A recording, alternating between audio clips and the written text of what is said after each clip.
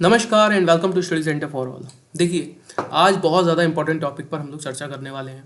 Y India's bullet train project in danger, इस पर हम लोग चर्चा करेंगे। सेकंड थिंग हम लोग चर्चा करेंगे कि what is issues between India and Japan. क्या रियल में इंडिया और जापान के बीच कुछ ऐसे इश्यूज हैं जिनका परिणाम ये हो रहा है कि इंडिया के अंदर जो बुलेट ट्रेन प्रोजेक्ट है वो लेट हो रहा है। इस पर हम लोग चर्चा कर लेते हैं। देखिए, 2015 में इंडिया और जापान के बीच एक सौदा होता है। जब जापान के प्रधानमंत्री थे शिंजो आबे, उस समय इंडिया और जापान के बीच एक सौदा होता है जिसके तहत इंडिया के अंदर ये बुलेट ट्रेन चलाई जानी थी। ठीक है। अब जब से शिंजो आबे की हमने देखा था ये हत्या हो जाती है, जापान के अंदर गोली मारकर उनकी हत्या कर दी जाती है, उसके बाद से ही इंडिया का जो बुलेट ट्रेन प्रोजेक्ट है वो धीरे धीरे धीरे धीरे लेट हो रहा है। अब देखिए, ये जो बुलेट ट्रेन थी ये चलनी थी अहमदाबाद टू मुंबई। ठीक है। लगभग 508 किलोमीटर का ट्रैक इसे तय करना था और ये जो बुलेट ट्रेन थी ये 350 किलोमीटर पर घंटे की रफ्तार से चलती। ठीक है। बट अगर अब रिसेंटली हम बात करें प्रेजेंट में, तो ये प्रोजेक्ट अभी भी कॉन्टिन्यूड है, पूरा नहीं हुआ है। ठीक है। अब देखिए, बीच में कुछ ऐसी रिपोर्ट्स आती हैं जिनमें यह दावा किया जा रहा है कि इंडिया जापान के अल्टरनेट पर विचार कर रहा है। क्या ये अपने आप में सत्य है?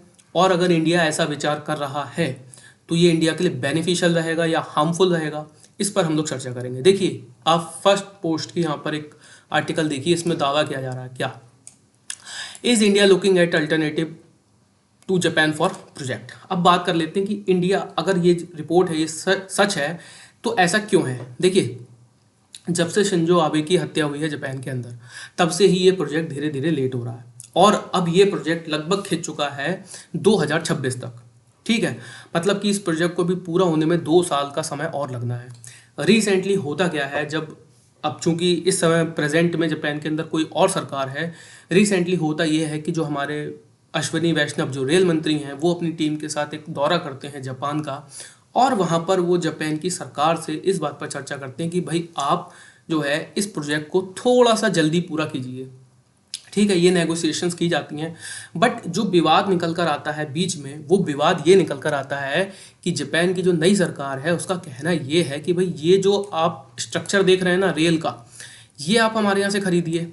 सेकंड थिंग, जो सिग्नलिंग सिस्टम है वो आप हमारे यहाँ से खरीदिए। तो ये थोड़ा सा विवाद कह लीजिए कि इंडियन सरकार और जापान सरकार के बीच थोड़ा सा उठा है।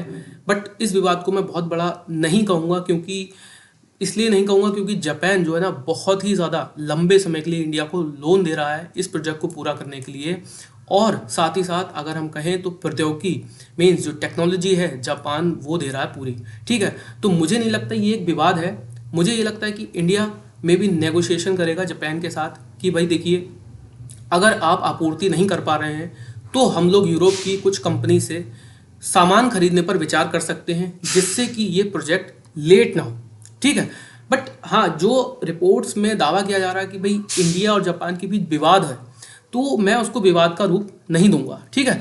ये एक नेगोशिएशन है जो कि इंडिया और जापान की सरकार के बीच की जा रही है जिससे कि ये प्रोजेक्ट जल्दी पूरा किया जा सके। अब चूंकि अश्विनी वैष्णव जो रेल मंत्री हैं उनके द्वारा जब दौरा किया जाता है तो कुछ ये नेगोशिएशन जापान की सरकार के साथ की जाती हैं। बट रिसेंटली हम देखते हैं कि जापान की सरकार कुछ आंसर देने में ज़्यादा डिले कर रही है। ठीक है।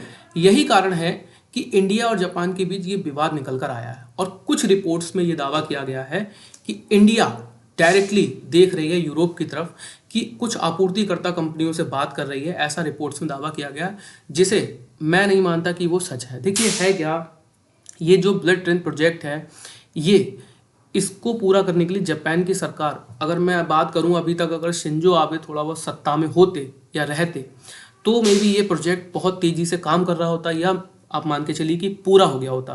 बट बीच में सत्ता स्थानांतरण होता है। जब देखिए दो सरकारें बदलती हैं तो आपस में नेगोशिएशन करना थोड़ा सा कठिन हो जाता है, इसमें कोई डाउट नहीं है। ठीक है। अब देखिए, सरकार का मुझे लगता है कहना ये है कि भाई देखिए, आपको अगर कुछ चीज़ों की आपूर्ति चाहिए तो फिर हम यूरोप की तरफ कुछ कंपनी से बात कर सकते हैं, हम वहाँ से सामान खरीद के आपको दे सकते हैं और आप वो सामान लीजिए और जल्दी से जल्दी इस प्रोजेक्ट को पूरा कीजिए। ठीक है ना। बट अगर देखिए, अगर सरकार ऐसा होता कि यूरोप की कुछ कंपनी से चर्चा कर रही होती तो उसके लिए सरकार को अलग से एक टेंडर निकालना पड़ेगा और जब सरकार टेंडर निकालेगी इट मीन्स कि हम जापान को दरकिनार कर रहे हैं, जिससे कि इंडिया और जापान के जो रिश्ते हैं वो कहीं ना कहीं हमें बिगड़ते नजर आएंगे। तो मुझे नहीं लगता कि भाई जो देश हमें अपनी पूरी बुलेट ट्रेन की टेक्नोलॉजी दे रहा है, साथ ही उसको पूरा करने के लिए हमें ऋण दे रहा है, वो भी रियायती दरों पर, वो भी बहुत लंबे समय के लिए, तो ऐसा इंडियन गवर्नमेंट द्वारा कोई कदम उठाया जाएगा, ठीक है ना। तो मुझे नहीं लगता ये कोई अपने आप में एक डिस्प्यूट है, बट हाँ ये ज़रूर है कि इंडियन गवर्नमेंट द्वारा कुछ ये नेगोशिएशन जापान की सरकार से किए जा रहे हैं कि भाई आपको अगर किसी चीज़ की ज़रूरत है तो हमें बताइए, बट इस प्रोजेक्ट को जल्द से जल्द कंप्लीट कीजिए। ये नेगोशिएशन इंडियन गवर्नमेंट और जापान गवर्नमेंट के बीच चल रहे हैं, जिसमें जापान की गवर्नमेंट की तरफ से डिले किया जा रहा है आंसर देने में, ठीक है ना। तो ये थोड़ा सा विवाद जरूर हो सकता है। बाकी अब देखते हैं कि आगे क्या होता है, कैसे नेगोशिएशन इंडिया की गवर्नमेंट जापान की गवर्नमेंट के साथ करती है और कब तक ये प्रोजेक्ट बुलेट ट्रेन का पूरा होता है। देखिए ये जो बुलेट ट्रेन है ये चलेगी अहमदाबाद टू मुंबई, ठीक है, गुजरात से महाराष्ट्र के बीच 508 किलोमीटर का ट्रैक इसे तय करना होगा और 350 किलोमीटर प्रति घंटा की रफ्तार से ये ट्रेन चलेगी। और इससे मान के चलिए जब ये ट्रेन चलेगी इंडिया में, तो इंडिया की जो इकोनॉमी है उसको और भी ज़्यादा बूस्ट मिलेगा। तो आज की वीडियो में इतना ही था, मिलते हैं नेक्स्ट वीडियो में, अभी के लिए धन्यवाद।